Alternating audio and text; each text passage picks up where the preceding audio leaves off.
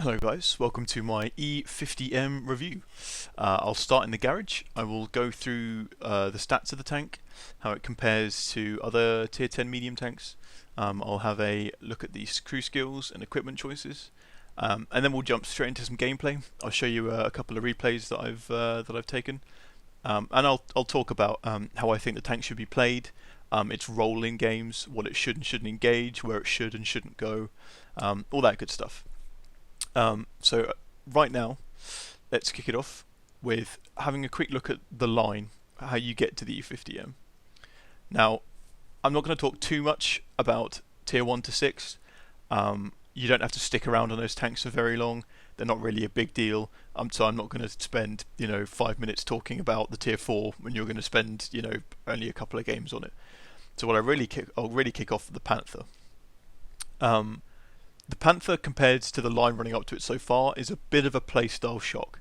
It's still a big tank, kind of for a medium. It's not small. It's got bad camo, but it does come with this gun. Now, 135 average damage. Couple that with 198 pen, 0.32 accuracy, and 2.5 aiming time. That's pretty good. However, 135 damage with a 13 rounds per minute.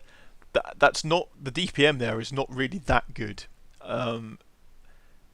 You're not gonna come around the corner and scare anything with 135 damage. So you really need to learn to play this tank as a sniper, and it's not that easy to do because when you think sniper, you think stealthy, and nothing stealthy about these tanks. They're big, chunky, ugly things. You're going to get spotted. Their camo ratings are not impressive. There is a silver lining to all this, however, because the playstyle you learn on the Panther, you can take through to the Panther 2, the E50 and the E50M, and it actually gets easier. As you go up, the tanks get more and more versatile. The Panther is the most sniper-like tank you could ever really find. And as you go up, they still retain those qualities of being like a long-range precision shooter, but they become more versatile. With the E50 you can start to brawl a bit, with the E50 you can brawl more. So yeah, we've already looked at the Panther's gun. Really, you just need to play it like if you're on a city map. I mean, I apologise because it's not nice. You really have to play carefully. Coming up to the Panther 2. It gets quite a lot better. This gun on a tier 8 medium, pretty much one of the best tier 8 medium guns out there. Compared to the T44, you've got 28 more penetration on your standard ammo. You do hit less hard, but you do have a faster fire rate. You're more accurate as well. So I mean, you can really use this tank, as a sniper, as I said earlier. However, I did quite well on this tank at tier 8. Let's bring it up if I can find it. Where are we?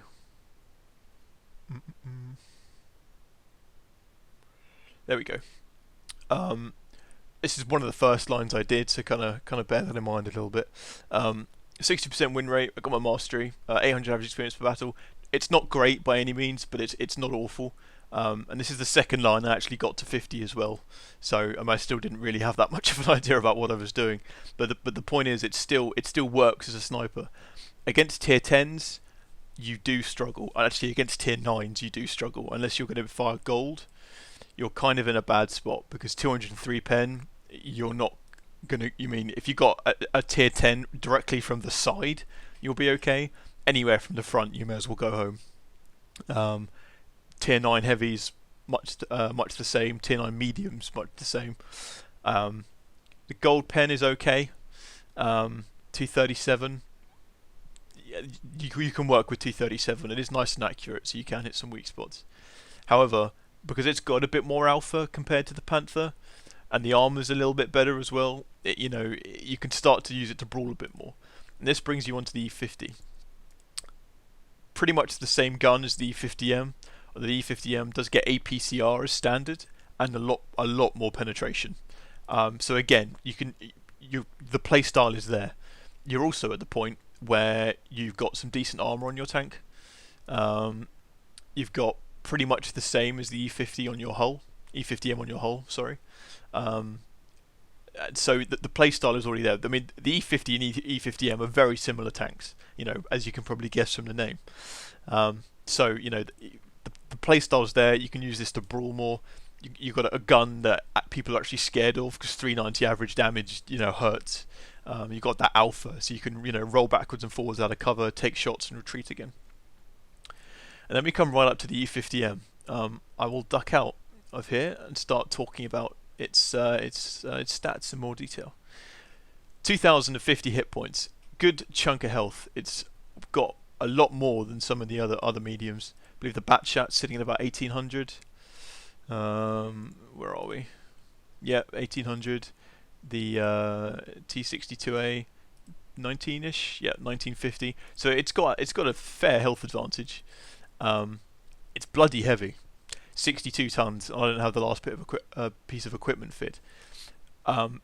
62 tons on a 120 horsepower engine. This thing can shift. It's got an insane horsepower to weight ratio, which makes it ideal for ramming stuff. And really, if you want to ram stuff, this is the line to do it. It's a big, heavy tank that really gets a move on, and you can do some really funny things to other mediums. Traverse speed and the speed limit, both pretty good. It will get to 60 miles an hour. This is not a slow tank. It's got good acceleration and good speed, but it's not agile. It has trouble turning and manoeuvring, which is in a tier 10 game when you've got tank destroyers and heavy tanks, and E100s that will hit you for 700 damage. Maneuverability can't be overlooked, but it's something this tank doesn't have, and you just learn to play around it. So let's talk about the armor. The hull armor is 150 at the front, 80 at the side, and 80 at the rear. Also the same for the turret, 80 at the side, 80 at the back. Okay, so it's 80 all the way around the back of this tank. If you get shot in the side or the back, it's going to go in. Any tank really that you're going to face, tier 8 up, is just going to pen you. The front, however, is a bit of a different story, although not as much as you would like to think. This upper plate here has 150 armor, but if you look at that angle, that's rather obscene. I mean, I've had repeated bounces of tier 10 tank destroyers on this front plate. If you're angled like that and it hits you, it just ain't gonna. It's pretty much gonna auto bounce. Unless they're gonna be using 450 pen heat. Even from the front, tier 10 heavies are not going to go through that, and I'll even show you that in my my gameplay later on. However, it does have a really big lower plate. That is not small. The kind of problem is the problem with this tank for brawling, if you angle it like that, they're just going to shoot you in the side, and even at this angle, most 250 plus pen guns are going to go through that. So it's kind of a harsh, and also because it hasn't got any gun depression either, by the way, when you're peeking over the brow of a hill, you're going to show that. So, I mean, really, when you engage stuff, unless you're really, really sure about how the battle's going to come out, you want to engage it from a long way away. So, front plate is very, very good. Lower front plate is not great at all. The turret is really bad. 185 armor, and that angle, that is not a good angle.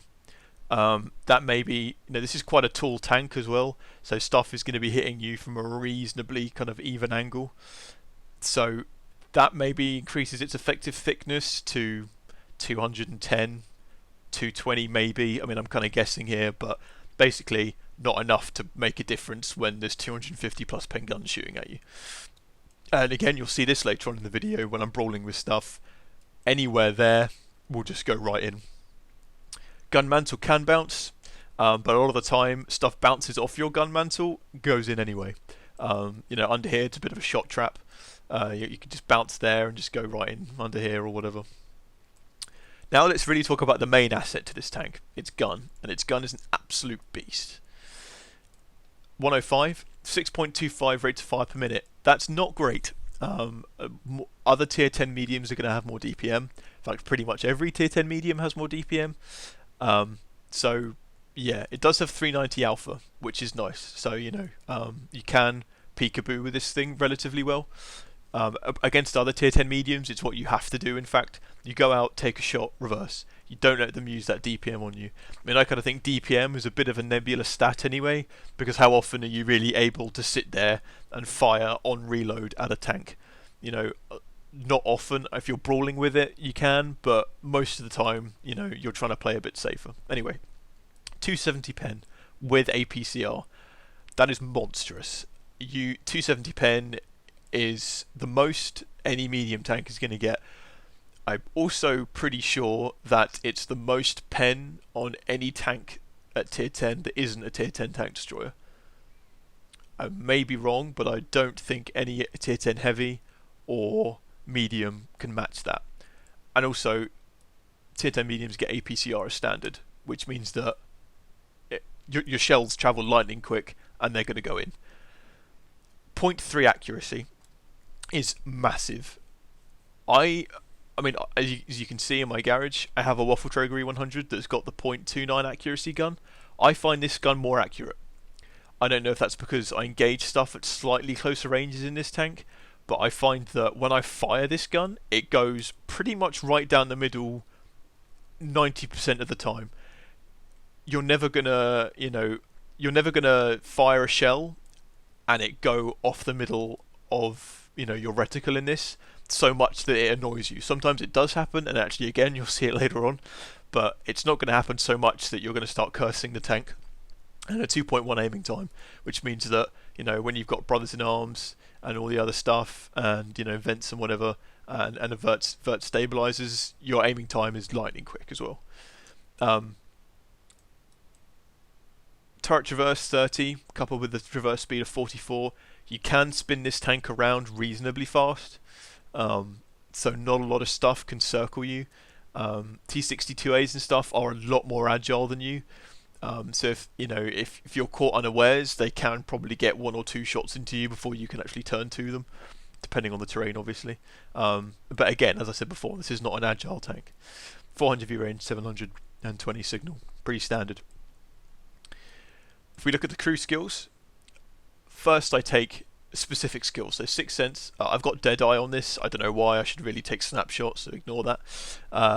Controlled impact, situational awareness, and I've got safe stowage. You don't really get ammo racked on this thing. In fact, the other really good thing about this tank, the reason why it's the E50, I'm not even going to try and pronounce that, is because most German tanks, as I'm sure you guys know by this point, if you shoot them here, they're probably going to catch on fire. E100s, E75s, you name it, it's going to happen. Even the Jagdpanzer E100, it happens to. In this tank, they've removed the transition from here and put it at the back, which means that if someone shoots your lower plate, you're not going to catch on fire. Hallelujah. Why it took the Germans so long to work out that was a good idea is beyond me, but let's not go into it. So that really results in the fact that I've never been set on fire in this tank. Ever. Maybe I've just been lucky. I mean, I'm sure if you let someone sit behind you and fire here repeatedly, you probably will get set on fire eventually. But this tank does not take a lot of module damage at all, which is really nice. Anyway, back to the crew skills.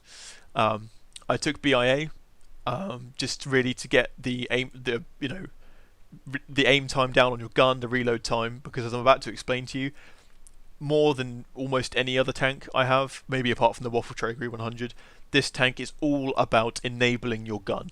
The first half of the match you will spend pretty much as a tank destroyer, a really, really mobile tank destroyer. You zip around the map, go into one spot, fire off a couple of shots, you got 290 pen, 0.3 accuracy, you're going to hit anything you aim at and probably pen it. You're going to move, fire, and then I'd say at about 7, 8 minutes, 7, 8, 9 minutes, when the map clears, you can start to play like a medium. You can start to flank more aggressively, etc., etc. I took repairs as my last skill. I haven't tried camo on this tank. Maybe I should at some point. but I think repairs, this has not got good camo rating. You can tell. There are spreadsheets and web pages you can look up where it will tell you the camo rating of tanks, but you can normally make a pretty good guess. I mean, just look at the tank. Is it tall? Is it wide? Does it look like it could hide? Right. So if we compare that to the size of the T-44, much lower profile tank. Smaller, thinner. That's going to have better camo rating than that, and this is going to have better camo rating than that. It's you can't get an exact measurement, but you can kind of guess. Okay. Next on to the equipment. I normally have a not a gun lane drive, sorry, vertical stabilizers on this thing. Currently it's sitting on my T-44, so I'm not really playing my E-50 that much right now. No reflection on the tank at all. So normally I'll take rammer, vert stabs, and vents. Optics is an option. You do have 400 view range, which is pretty good, and I've actually taken situational awareness anyway. So it's something you can use. I think it's a playstyle preference, but you don't really want to be spotting in this tank. And I say that, and I'm a huge fan of view range. I think view range is one of the most underrated stats in the game, because if you know the camo value of your tank, and you've got a rough idea about the view range of the enemy tank, and you can make it so you can spot them without them spotting you, you can just shoot at them and they can't shoot back. And that's what you want to do in water tanks. You want to be able to shoot at stuff without it seeing you. I do have heat rounds loaded in this thing, and I don't really know why. I put these in a while ago, pretty much when I first bought the tank, and I've probably used about 5. And I use them to fire at E100s and mouses when they're turrets, when they're at odd angles. So really, when you just need to pen something and 270 isn't going to do it, and quite honestly, there aren't a lot of situations where 270 isn't going to do it. So really, with heat, you're normally okay. With APCI you're okay, you don't really need the heat. Always take a couple of explosive shells no matter what you're in, so you can reset caps if you have to. Equipment, pretty standard. Engine oil isn't a bad idea. I used to use chocolate all the time on this thing, because I didn't really play it to make money. Now you can kind of see that I'm kind of lacking in money, but chocolate really helps this tank out. It gets that I think more so than other mediums, mostly because it has a slower rate of fire, so that 10% brings more actual effect onto the rate of fire. You can use the gasoline. Again, not a bad idea, because it does increase your engine power and turret traverse, which kind of helps with your agility a little bit. But I mean, I'd normally go with the standard setup, to be quite honest with you. So how does this stack up against other tier 10 mediums? Well, as I've kind of said a few times right now, it is a sniper. It's still a tier 10 medium, which means that it can flank. It's got the speed to get into places where heavies can't, etc., etc. But if you just looked at all the mediums in a vacuum, this is what you consider the heaviest medium. It's big. It's not as agile, but it's got a seriously good gun.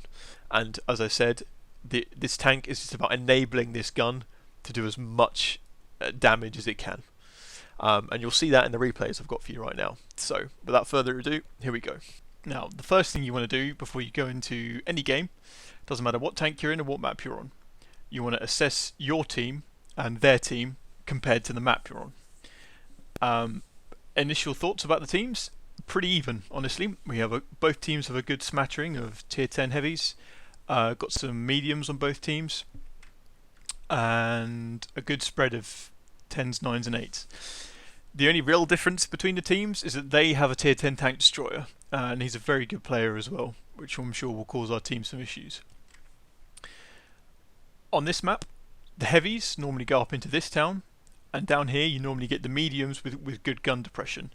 Now, I'm driving an E-50M, which is a medium tank.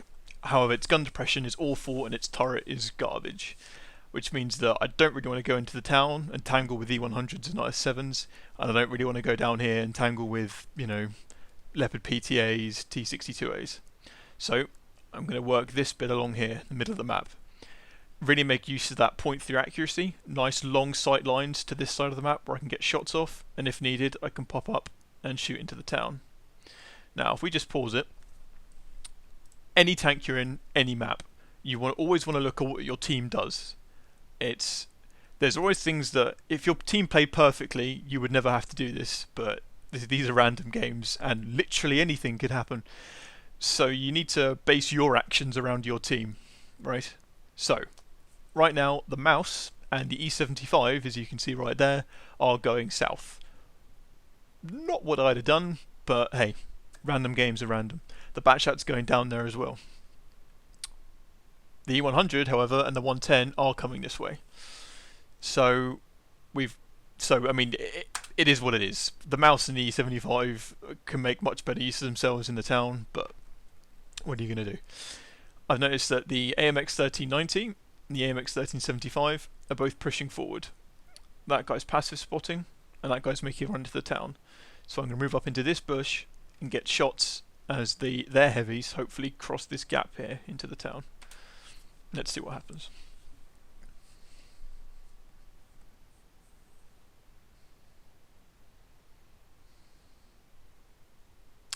And I get spotted. Now, that's going to happen in this tank. The camo rating on this tank is really quite bad. It's based off the Tiger 2 hull. It's a big, bulky hull. It's not subtle at all. So, spotted, and I pull back. I'll wait for myself to get unspotted, move along a little bit, just to, throw them off a bit more. And I can see the E100's lit up on the map now as well. So, we move up. It's really important to get these passing shots, because the more you can weaken their tier 10s as they go into the town, the better it is. 367, bit below average roll, but not too bad, not too much to complain about. 427, that makes up for the earlier roll. Nice 800-ish damage on the E100 there. And there we go. First hit taken of the game. Right on the lower plate. Good shot from, I'm pretty sure, basing off the damage, that was the T62A. This thing has a big lower plate, and it's weak. Any tier 10, 9, maybe even 8 gun is going to go through that at that angle. I was face on. He hasn't been spotted, which is unfortunate, and I maybe could have done something if I knew he was there, but what are you going to do? I got 800 damage off on 2100 for a couple of hundred damage to myself, and that's a fair trade in my opinion. Move up again a little bit, just to see if I can get any more shots. Notice there's scouts out in the open, and take care of him. Now, let's just evaluate the map quickly. We have no heavies in the town. Our E100 is stalled there, and our 110 is in the middle of the field. I guess he's crossing. They have a lot of stuff in the town, including an E100. Although the E100 has kind of been blown up a bit, it's still pretty dangerous. There's also a T54 in here somewhere as well. The 183 is in here, and the Lorraine. We have a scout. That's not good at all. Down here, however, it's looking... we should really win that. Really quite easily. We've invested a 50B, a mouse, and an E75 down there. So, I mean, all you can do is hope that they win and do your best up here. We're not in a good position up here right now.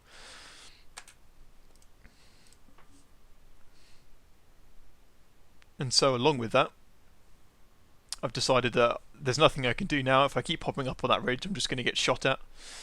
So I'm going to move down. And this is so now I've made a deliberate choice to help the south flank and not the north. I can't go into the town because I'll just get chewed to pieces. So what I'm going to do is I'm going to use the obscene accuracy of this gun just to really make the shots count. 570 meters on that Jagdtiger under a bridge. Not too shocked that I missed. However, Centurion one's out in the open. Decent hit at the start.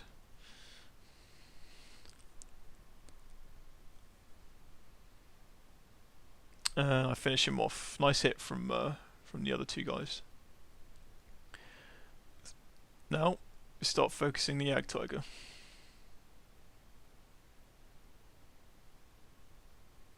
Now, if I just pause it again quickly, if you look at where we are here, the T54 and myself are able to pour fire at these guys over here. For the sake of this, we are ignoring this town, but all these tanks up here are only really having to deal with 3 of our tanks at the moment, because the T-54 isn't really paying attention to this at the moment. So they really should have pushed forward and captured this town, because there's 1 E-100, 1 Scout, and a 110, and that's it. So yeah, we're making the most of this opportunity, and we're really helping this flank win down here. Somehow missed that 1390, not quite sure what was going on there, but hey, border tanks, stuff happens. Now that bounce there was the Leopard prototype, who is underneath the bridge. He's on about 50 health, but he's out of my sight range, so I can't see him. Luckily, when stuff's firing at your range, this thing has pretty good armour. Beautiful shot under the bridge at that Jagdtiger, and that's really demonstrating what this gun can do. It's about 600 metres under an object. And another shot, nice big hit on the side of that Jagdtiger, and he's moving. He knows he's getting shot. He's making a rash move because he's pushing into that mouse. I try for one last cheeky shot under the bridge. Sadly, it doesn't come off.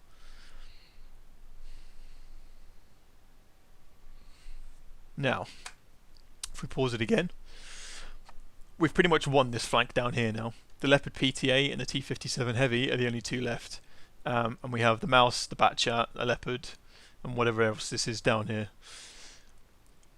Over here, we still have a problem. We have a Lorraine, the 183, and a T-54 in here, an IS-7 and a T-62A there.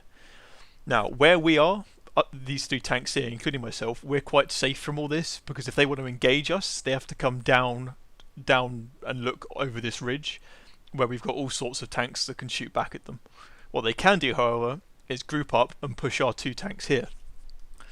So what I need to do is engage these 2, give them something else to think about, because if they manage to capture the town, we will probably be in a bad way.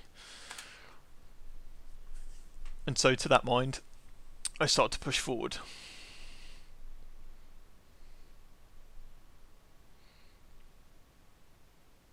Just get a quick shot off on that AMX. I can see my shot went in from his health bar as soon as he gets spotted again.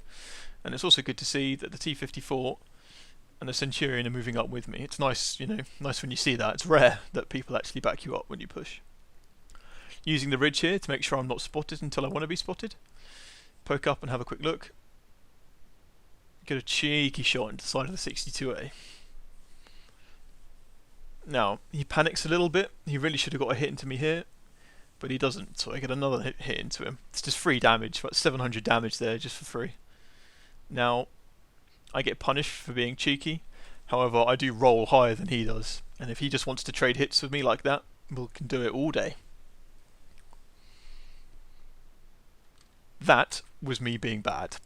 I've got a bit too greedy with the free damage on the 62A. I really should have been paying attention to the IS-7, and I got punished for it. Now, if you notice, he hit me right in the turret. Look at that, right in the front of the turret, and it goes straight through. 185mm and almost no angle. You can see in the front of the turret there. So any gun at tier 9, 10 is just going to go right through that like paper. Try and get a reply hit on him. Doesn't quite work out. Those IS-7s have got pretty trolley armour. Have a quick look around to see what's going on. That Pershing's not moving. Good. And now I see this IS-7 is going for me. He's definitely rushing me, and this is what he really should be doing right now. Get a nice hit on his unangled upper front plate. And I start to back off, so I'm going to make him come down this hill to get me.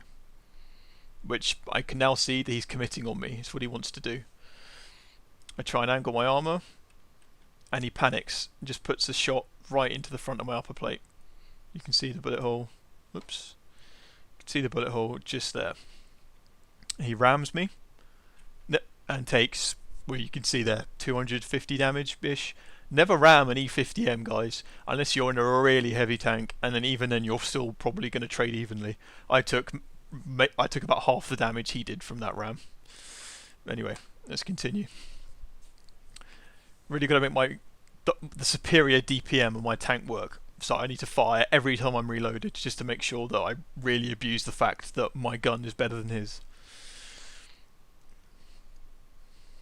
got the T-54 helping me from the side, aim quickly, and his unangled upper front plate, get another nice hit in. I know he's reloaded about now, I try and angle my armour, doesn't make a blind bit of difference, just again fires right into the front of my turret, penetration. Now, I know the I-7 has fired, he's no longer a threat, so I turn my tank to angle the T-62A. He panics and just puts one right into the front of my upper front plate. I guess he was basically just trying to get the kill. Bit of a mistake from him, well in fact a big mistake from him, which cost them pretty badly. T-54 finishes off the I-7 for me. Now I start to turn my turret back towards the I-7 because I didn't know the T-54 was going to do that. That does sort of cost me here, however, it's not really a big deal.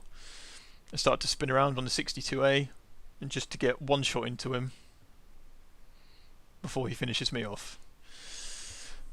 And that's pretty much it. The T-54 ends up finishing off the T-62A, and that's about it. You can see from the rest of the map, this flank is pushed all the way up. Still those two tanks left in the town, which haven't really done anything the entire game. The Pershing sat there, these guys sat there. If they'd have pushed harder, maybe it would have worked out differently. As you can see at the top, I got about 5,400 damage. I did get one blind shot in, so about 5,700 roughly. Pretty good game. Showcased really what the E-50M can do when I was firing from here down to here. The range, big range, repeated shots in again and again. It also shows that it's not that great in a brawl, but I did manage to do about 1,600 damage both to the T-62A and the IS-7. They both committed onto me and paid the price, because you'll see it in a minute. The T-54 finishes off the 62A. So really what I did there was traded my tier 10 for two of theirs. Both of their tier 10s were on full health when I came over here, and they both died for the cost of one tank. So if you can do that, that's really, that's you've done your role in the game. Welcome, ladies and gentlemen, to Lakeville. Quick warning before this goes in, well, not even a warning. This is in German. I was trying to find ways to play replays from 8.8 because some of mine are broken for some reason. This is one of the only ways I could find. Not a big deal. If it's in German, we're not looking at the language. No worries at all. As I said before, let's have a look at the teams compared to the map. This map is a bit of a funny one. There's no real... there's always going to be a brawl in the town. And there's always probably going to be a scout or two up the middle. Over here, there's no real set. There's normally some tank destroyers that sit at the end, but sometimes there's a big fight there, sometimes nothing happens. It's a little odd. So we'll kind of see where it goes in this match. Once again, teams are pretty even. Nothing much to say about them, really. We have a couple more tank destroyers, they have a couple more heavies. Not really a big deal. I would say it would be a pretty standard battle. There's no real no real formula for this. We're not really top heavy on anything. I asked the scout if he's going to go up the middle, which is the best thing to do in this map, because if you can spot people going across here, you can get a lot of free damage. But he decides to go to the valley. What he hopes to do there, I don't know, but hey, world of tanks. Here I'm taking the kind of risky way across, which is the shortcut along here, and then further on up into here into the town. The safer way is what these guys are doing. If you're in a heavy tank, it's really what you want to do. You want to take the wider route around and go up pretty much where that Lorraine is. But hey, I think I've got the speed to get across. Turns out I'm actually wrong. I should have gone with that T-54 went, but as you see here, just missed that shot, which is good. We'll call it skill and we'll move on. Okay, so here it's really important to use the speed that you have as a medium tank. Sometimes that speed can get you into trouble, as in you drive to a position that's quite far ahead, no one backs you up, and you get the enemy reach you before your allies do, and you get overwhelmed. You can kind of get over that just by kind of reining yourself in here a little bit. So I move into a position where I'm making sure that I can shoot stuff that's coming into the town through this alley here. So I will sit here and wait for them, and I will get the first shot on them. And here we go. Object 140. put a round into him before the game even starts. That's T70. That's a T57 heavy, and that's terrifying. There's few tanks that you're really as scared of as that catching you with your pants down, which is kind of what just happened. If he comes to that wall and unloads on me, I'll be in a world of trouble. I'm on a reload, so I can't even fire back at him. I haven't got any backup behind. See what I was saying about speed getting him into trouble? Kind of just happened here. So as opposed to trying to back off, which will definitely mean he'll get shots into me, I progress and sit just in that little niche there. I get a shot into him as he comes around the corner, and now I'm in a bad way. His first shot, as you can see, destroys that thing there. And his second shot goes right past me and hits our friend behind there. Luckily he's come to back me up, because that T57 is now going to reverse. Now, if he really played that better, he could have just shot round after round into the front of my tank there, and I would have been in a pretty bad way. But luckily, they are saved by my friend that comes up behind me. So, thank you very much to Davcam at 333, because he just saved me from a world of pain. So, I know it's not a good idea for me to be there anymore. I'm not a heavy tank, so I pull back. Now it's kind of, we haven't really seen many of their tanks. We've seen a 140, and we've seen a 57 heavy. So now I'm just going to play nice and defensively and just kind of wait. I don't really want to be the one that's doing the spotting here. I want to be the one that's, reacting to the spots, getting that damage off and then pulling back again. There's an E100.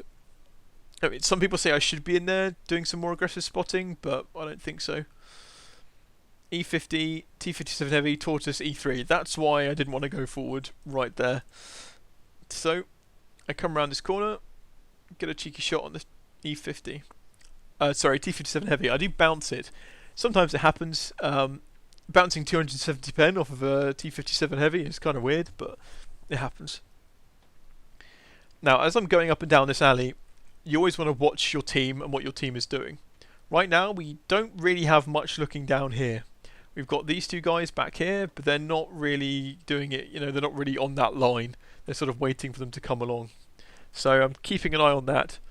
To the left of me, you can see we're fine. There's nothing there that's, we're not going to get flanked anytime soon. I wait for the Tortoise to fire, which he does there. And then I roll forward, aim for that nice big cupola, and put a round into it, and pull back. Now, see what I said earlier? This line is now completely open, which means if they drive along here and then flank us, we will be in some real trouble. So it really shouldn't be me that has to do it, but it's better me than no one else. All of our heavies, T57, Mouse is oblivious. So here we go. Now, I saw that E3 come around the corner, and what you normally think when an E3 comes around the corner is, oh God, help me. But luckily, I just managed to track him. Just about. We'll go back into this mode, and we'll follow my reticle more. Track him again. He's in a bad way now. He must have already used his repair kit, because he's just sitting there and he can't do anything. Another round into the track. Kind of waiting for the team to help me out. There we go. The mouse puts a round into him. Roll back forward again. I make sure I track him and hit his superstructure that time. And there he goes. That was pretty lucky. If he'd had another 2 seconds, 2.5 seconds to come around that corner, he would be facing us all, and we'd be in a real world of trouble, because the front of an E3 is not easy to pen. So we continue. Now around that corner there's an object 140. So I'm going to slow it down a little bit here and talk you through what goes on here now. This is called shot baiting. I'm waiting, I'm offering him a really angled part of my tank, a really angled lower part of my tank. If he fires at me, it's not going to go in. So I'm not even trying to shoot him, just waiting for him to shoot at me. There we go. And he fires and bounces. Now, he's fired, I can roll forward and just get a shot on him for free. Nice run into him, now I pull back. Now, he's got a higher DPM than me, which means that I only want to let him shoot at me I only want to let him get any real damage on me, should I say, when I'm reloaded so I can fire back. But here he comes. I mean, he knows that's the deal, so he's trying to come round at me again. Again, I'm only showing him that part of my tank. He can't really hit much of me. And he fires at me and hits the other side of my tank. And I get a shot into him as he's doing that. So he's really not in a good way. He's managed to do no damage to me so far, and then he managed to hit my track just about once. Now I'm sitting here, and he's aiming. And I know he's aiming at me, but I don't really care. If he wants to, he can't penetrate my lower plate. If he wants to shoot at my track, that's up to him, which he does. He's fired. I repair my track instantly, and roll forward. Nice thing about this gun. See, I think I'm well clever, don't I? Sadly there, I fired way too quickly. No reason I should do that at all. I had all the time in the world to fire. Yeah, just me being bad. So, with that, I know that he's going to be able to fire at me again. He's loaded by this point. Again, I bait his shot, offer him just a little part of my tank. He takes it. I roll back around the corner. I'm not making that mistake again. Front of his tank, right in. Now, by this point, I've held off him for long enough, so it means that our team can flank round behind them. And then here we go. So we've kind of mopped up their town. I don't want to big myself up too much, but managing to chain track the E3 and kind of 1v1 the 140, losing no health, really helped our team out there. Because it means that pretty much 2 tanks that they didn't really have to deal with. So, speed it up again now. And I'll put it on fast forward because this is pretty, you know, not a lot happens really. Take a quick shot at the E100 right in the back of his turret as he's moving, and we're just kind of rushing them now. Cheeky shot there. That's when I really should have loaded a heat, because that E100 turret is pretty nasty. So we're pushing hard through the town here. We've kind of cleared up most of their tanks. I get spotted and I get lucky. That 704 missed. From that range, no problem at all. Fire right at the front of his tank. As long as you don't hit his gun or his gun mantle, you're just going to go right through him like a hot knife through butter. Another round there. Nice, big hit. And then we continue to push up. This side of the map was won a while ago. They haven't really noticed what's going on the other side. Put a shot into that AFK 1375. Now this is a little weird. I thought this guy was going to go left here, but he doesn't, so I kind of end up in a weird sort of ballet dance with him. Then we just start to push forward on this flank.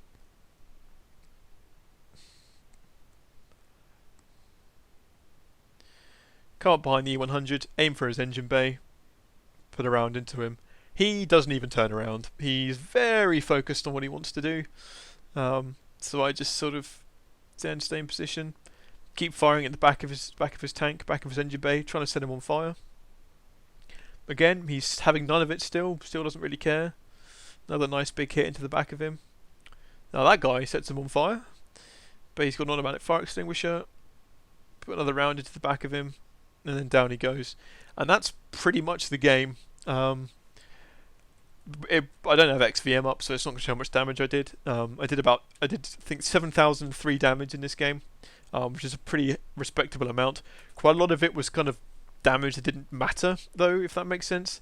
The damage in the town was all good, but as soon as we started to push up here, the damage really means nothing. The game's already been won, so the effective damage I did was still pretty substantial. Chain tracked the E3, pretty much took off all of the 140 health on my own, including the shot here. Round into the T57, round into the Tortoise, so yeah, I did pretty well, did okay. This still wasn't a mastery game, by the way. I still didn't get my mastery badge for this. 7,000 damage, mostly against all tier 10s. I'm not really sure what I need to do to get the mastery on this tank. Maybe it was just a really good week for some people. But yeah, oh well. It is what it is.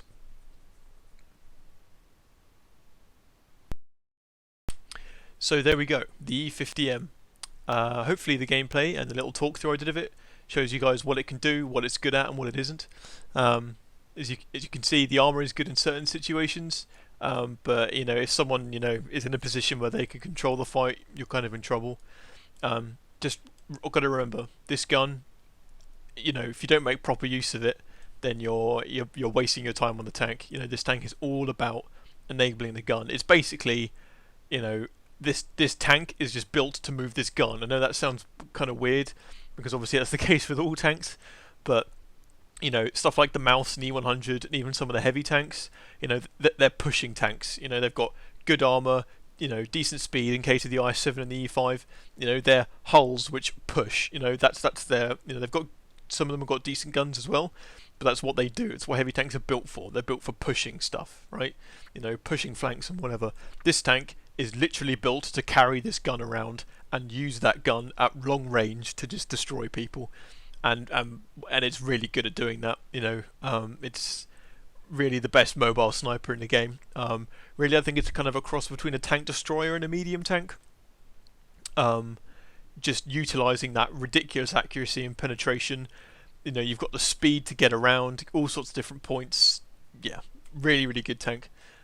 Quite niche. Some maps doesn't do so well on compared to maybe some other medium tanks, but you know, you got to play the tanks you like and try everything out. I hope that helped. I'll be putting some more guides up soon, and thanks very much for watching. Cheers, guys.